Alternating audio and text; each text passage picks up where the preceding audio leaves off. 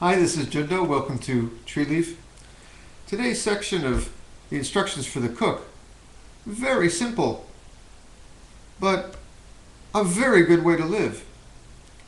Accept what you are handed. Accept what life gives you. Don't resist. Don't complain.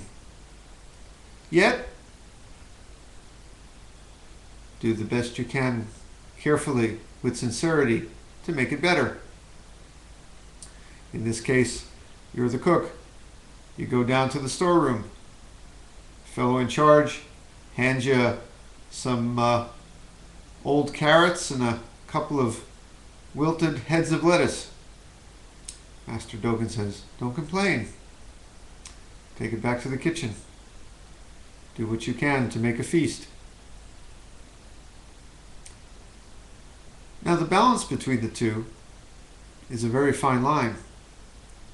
I sometimes call it acceptance without acceptance. Whatever life hands you, whether it's some wilted lettuce or a medical diagnosis that's not pleasing to you, whether it's an old carrot or losing your job.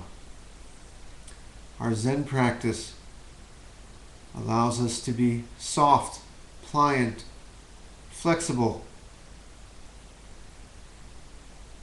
to take a deep breath, to allow it to be. But at the same time, if you have that medical diagnosis, take your medicine. Fight the good fight. Try to get better. If you've lost your job, get typing that resume. Get out there.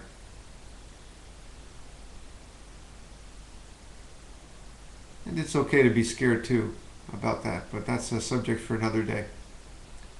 Our Zen practice guides us to be pliant, accepting of life, but it's natural, as you've heard me say here many times, to be a bit scared. So we accept and we resist. Now, Dogen says don't fight with the guy in the storeroom. Don't complain.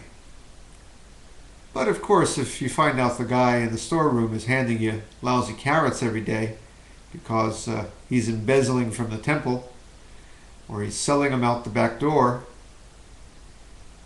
if you find out that something is really amiss in the Sangha, I suppose it's okay to make a bit of a statement about it, complain to the higher-ups.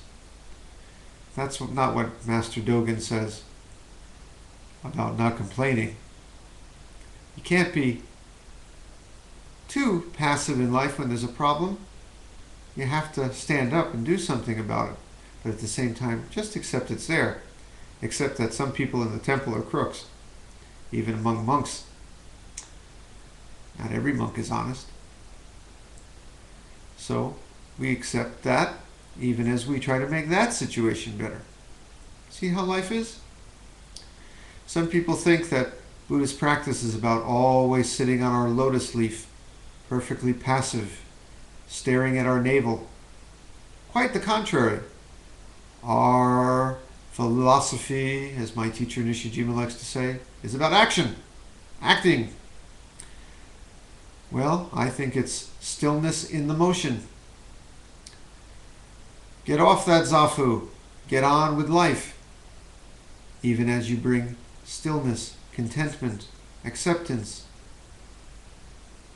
into your sincerity, your work, your climb up the mountain to make it better.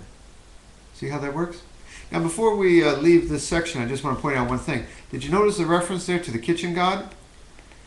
Hey, and transferring merit and chanting? For a guy of his age, Dogen was pretty modern. He wasn't as superstitious as a lot of people in the religion business, even the Buddhism business. But Dogen still was a man of his times, and he said, let's keep the gods. In Japan, it's not the big god, it's the spirits, little spirits of this and that. In China too, and one of them is the kitchen god. So let's keep the kitchen God happy. Maybe He'll help us from dicing and splicing our fingers when we're chopping that lettuce or spilling the soup.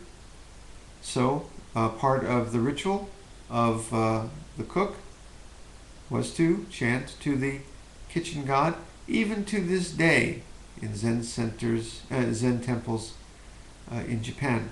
There is always a kitchen god. And my house too. Anyway, knock on wood. Don't take any chances. Shall we sit with that? And one of the things is, I think the gods are mad at me today. Actually, I think I just forgot to bring the bell. So I'll just pretend I'm ringing it. Ding, ding, ding.